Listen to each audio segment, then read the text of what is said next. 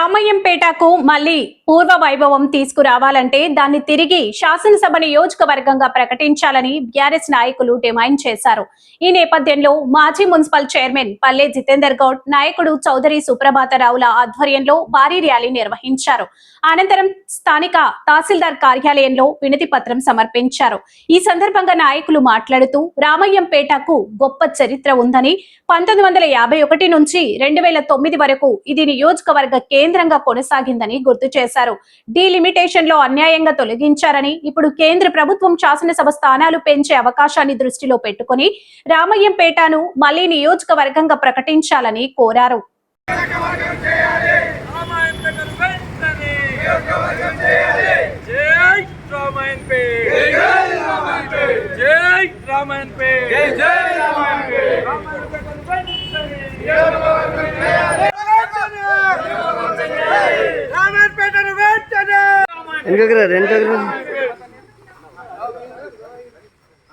కావాలి కావాలి కావాలి కావాలి రామన్పేటను వెంటనే రామన్పేటను వెంటనే జై రామన్పేట జై రామన్పేట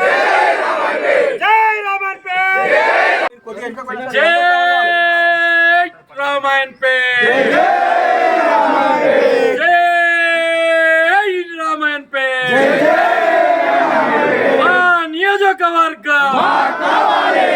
నియోజకవర్గ రామాయణపేటను వెంటనే రామాయణపేటను వెంటనే జై రామాయణపేట కేసీఆర్ గారి నాయకత్వం.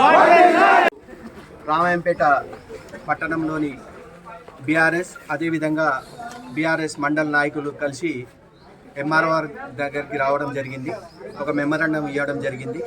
గతంలో రామాయంపేట్ నియోజకవర్గం అనేది 2009లో డీలిమిటేషన్లో పోవడం జరిగింది. ఈ రామాయంపేట నియోజకవర్గానికి చాలా చరిత్ర ఉంది. 51 నుంచి 2009 వరకు 1980లో ఈ నియోజకవర్గం నుంచి గెలిచిన టంగుటూరి అంజయ్య సీఎంగా 16 నెలలు చేయడం జరిగింది. అదేవిధంగా అన్ని హంగులున్న రామాయంపేటను అప్పుడు డిలిమిటేషన్లో పోవడం జరిగింది. ఇప్పుడు మాత్రం తప్పనిసరిగా అన్ని పార్టీలకు చెందిన కాంగ్రెస్ కానీ, బీజేపీ కానీ, బీఆర్ఎస్ కానీ, సిపిఐ కానీ, విభజన నాయకులు కానీ, కుల నాయకులు కానీ, కుల సంఘాల అధ్యక్షులు కానీ, కులాలు ప్రతి కులం కూడా దీంట్లో సపోర్ట్ చేస్తుంది.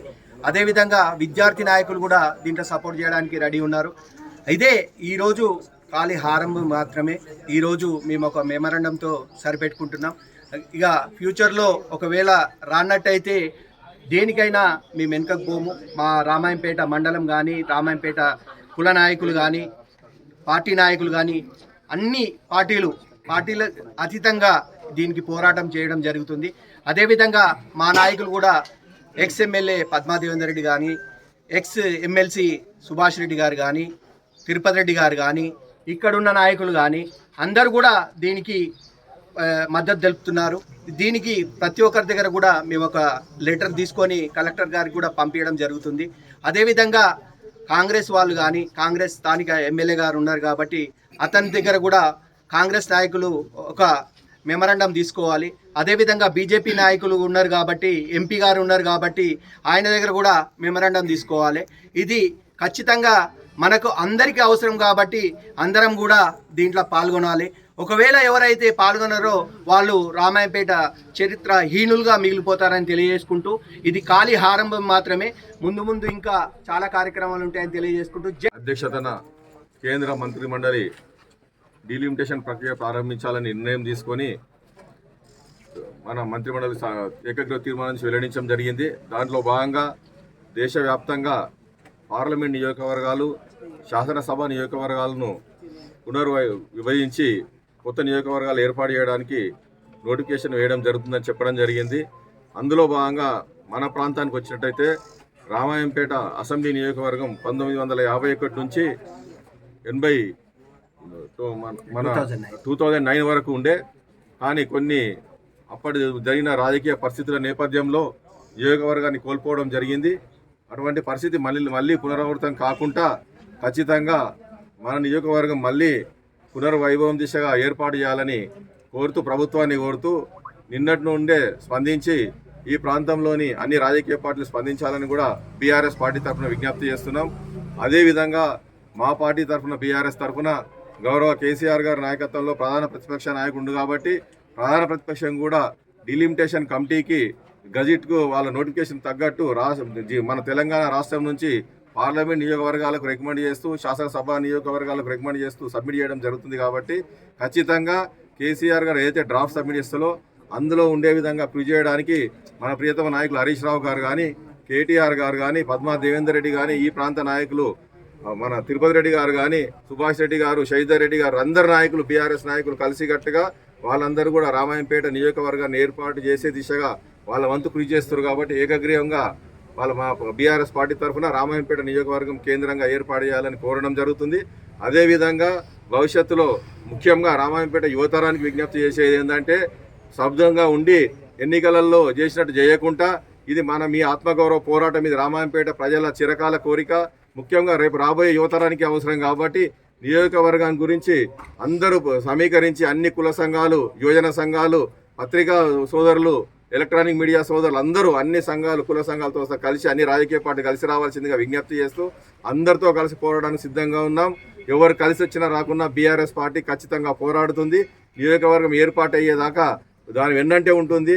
అధికారులను కలుస్తుంది, అనధికారులను కలుస్తుంది, అన్ని రాజకీయ పార్టీలను కలుస్తుంది. అదేవిధంగా ఈ ప్రాంత శాసనసభ్యుడు రోహిత్ రావు గారు కానీ, అదేవిధంగా పార్లమెంట్ సభ్యుడు రఘునందన్ రావు కూడా పూర్తిగా సహకరించి రామాయంపేట ఏర్పాటు అయ్యే దిశగా వాళ్ళ వంతు సహకారం కూడా ఇవ్వాలని ఈ ప్రాంత ప్రజల తరఫున విజ్ఞప్తి చేస్తున్నాం. జై తెలంగాణ. ఇక్కడ ఎంఆర్ఓ ఆఫీస్కి రావడం జరిగిందండి. మేము ఒక మెమోరాండం అనేది సబ్మిట్ చేసినాము. ఇది దేనికోసం అంటే యాక్చువల్లీ మన రామాయంపేట ఇంతకుముందు 1952 నుండి 2008 వరకు అసెంబ్లీ కాన్స్టిట్యూషన్లో ఉండే. కానీ ఏదైతే 2009లో పునర్విభజన జరిగిందో దాంట్లో మన రామాయంపేట అనేది అసెంబ్లీ కాన్స్టిట్యుయెన్సీ నుంచి రద్దయింది. సో ఇప్పుడు మళ్ళీ మనకు అవకాశం వచ్చింది. ఇప్పుడు మళ్ళీ ఆ రీపార్టిషన్ భాగంగా, పునర్విభజనలో భాగంగా మన రామాయంపేటని అసెంబ్లీ కాన్స్టిట్యుయెన్సీగా చూసుకోవాలి అనుకుంటే మీ ప్రతి ఒక్క అన్ని పార్టీల వారు, అన్ని సంఘాలు, ప్రజల సంఘాల వారు మొత్తం అందరూ ప్రజలు కలిసి కట్టిన మనం పోరాటం చేస్తే తప్ప ఇది మనకు రాదు. సో మన రామాయంపేట అనేది మనం అసెంబ్లీ కాన్స్టిట్యుయెన్సీగా చూసుకోవాలి అని అనుకుంటే ప్రతి ఒక్కరు మాకు సపోర్ట్గా మీరు ఉండి మా వెన్ను నుండి మీరు నడిపియండి, ముందుకెళ్దాం, అందరం కలిసి కట్టిన అడిగేద్దాము. నేను యూత్కి చెప్తున్నది ఒకటే మాట అండి, ప్రతి ఒక్కరు యూత్ అంటే యువతరం అంటే మనకి కొంచెం ఉడుకు రక్తం ఉంటుంది, ముందుకు రండి, పోరాడండి, అసలు ఏంటి అనేది మనం చూపించుకుందాం. మన రామాయంపేట అభివృద్ధి ఎట్లా చేసుకుందాం అనేది ఫస్ట్ కాన్స్టిట్యుయెన్సీ తెచ్చుకొని మనం చూపించుకుందాం, అసెంబ్లీ కాన్స్టిట్యుయెన్సీ.